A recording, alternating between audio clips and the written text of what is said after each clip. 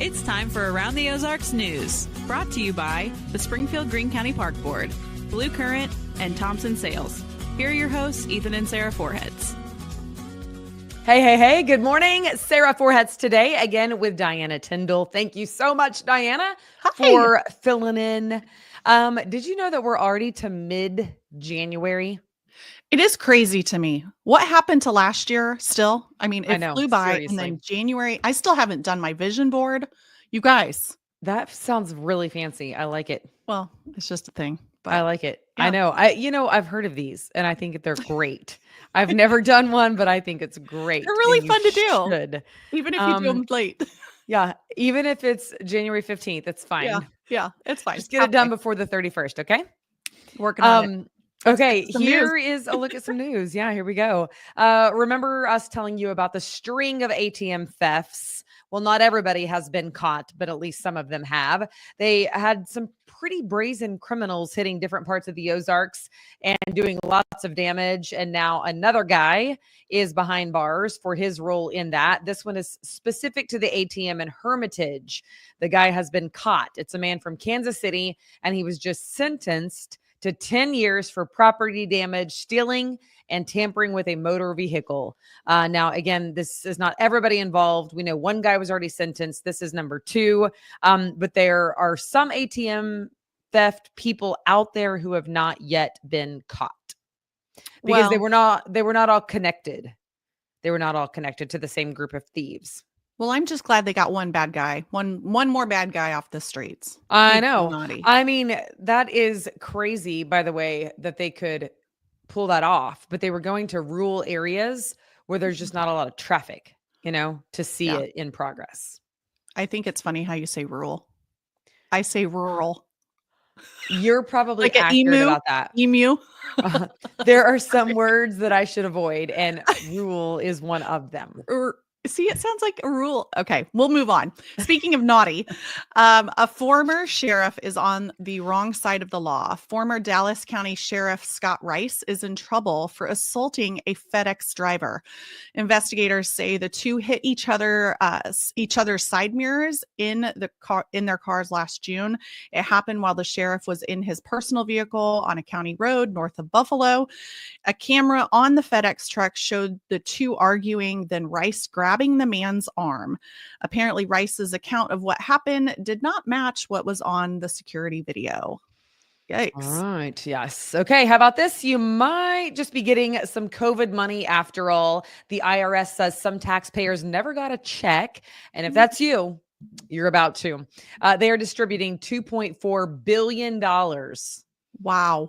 Yeah, I don't know where the money comes from. I don't, but that's how much they're giving away. This is for taxpayers as a stimulus payment, again, for those who did not already get one a few years ago.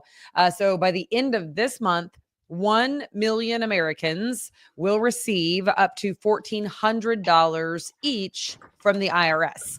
They are mailing checks to taxpayers who failed to claim a recovery rebate credit on their 2021 tax returns. Now, this is people who filed the 21 return, but they left the data field blank for the recovery rebate credit. So if that was you, or if you filled it out with $0 in there and you were actually eligible for that credit, then you will be getting a check. Well, this is why they tell you to keep your tax records, right? For several years. I mean, it's interesting because we did get the rebate and they were calling it, as you'll remember, the stimulus. So Ethan was like, we should, spend this at local businesses. I frequent a couple of local coffee shops, like locally owned and operated. So we did all that instead of saving it. And by nature, we're both savers. And then we had to pay it back. Do you remember this? No, I don't even remember getting anything, but a lot of times so much money. We got $5,000 or something. It was crazy. Oh my word. I know. We were like, what? Wow. Because we had kids, you got checks for the kids too. But what was wild is everything within us would say, save the money. Yeah. But we knew that people were struggling. You remember small businesses, right? I mean, all businesses, how bad they were struggling. Oh. So we went and spent it. I still have gift cards, that I'm using to this day. Anyway, Well, By golly. so many So, businesses. I just heard that Tropical Liqueurs is closing because they never recovered from the COVID impact. And so mm, that's like, I mean, it's a bar downtown, but that's still sad because they never recovered from COVID. So, right. Yeah, it's unfortunate. And I'm just saying, word to the wise, you might be getting that new check in the mail, but you're going to want to check it out before you go. yeah. Yeah. Well, what a blessing. A new cool tool is coming to Springfield Public Schools. Parents who, if your kid rides the bus, listen into this. The district is launching a new app that will track your kid's school bus in real time. This is so awesome, especially as a mom who like doesn't have a kid who has a phone who rides the bus. This is cool. No more worrying about when the bus will arrive. Maybe save some time from standing out in the cold, which I don't do. Like fend for yourself, kid. But students can scan their student ID when they get on and off the bus. Even the younger ones will get an individual's card to scan, and the system's being tested right now at Parkview, Pershing, Sherwood, and Field. So hopefully the test goes well, and then they'll launch this at several other school sites. I'm sure. Yes. It's a So, good market Diana, study. you don't actually have to buy your son a phone. You just have to track the bus and say, Yeah. okay, Drew, it's time to go out. Yeah. There Yeah. you go. It's I going to think save that's great. him too from standing in the 2-degree wind chill weather or whatever it was. Which kind of makes you nervous as a parent sometimes because you're like, okay, you have 1 minute to get from our house to your stop. So like, are you going to run or are you going to go brush your teeth really quick before you go get right? the Yeah. bus? Yes. Please do yes. both. Yeah. So yeah, there's that. Oh, that's funny. Okay. Yeah, that'll be coming soon. That's exciting. A couple in Ozark is about to open a national chain, which is a pet supply store. You know how much money people spend on their pets. It is called Earthwise, and it's the first of its kind in our area. But again, it is a chain. They're opening next month in the Strip Center right by the Ozark Walmart. The owner says they have pet nutrition products, snacks, toys for the dogs and cats. They also have space inside for grooming and self-serve dog washing. That sounds fun. I know. And from dog nutrition to human nutrition, the FDA is proposing nutrition information labels to be placed on the front of packaged foods. This is in addition to the label already on the back. It'll include sodium amounts, added sugar, and saturated fat, plus the levels of nutrients. If approved, the food companies will have 3 years to comply. And this is very interesting. So I traveled abroad and I was in Argentina, and in their supermarkets, they have the packaging on the front that says, obviously it's in Spanish, but it's like extra sugar, extra sodium, like it says it in plain sight, and it's like a stop sign kind of thing. It's fascinating. So kids, even if they can't read, they can see this is not good for you. So right. I think that's also, important. let me ask you this. Do they count? I have not been to Argentina. Do they count it as calories or energy?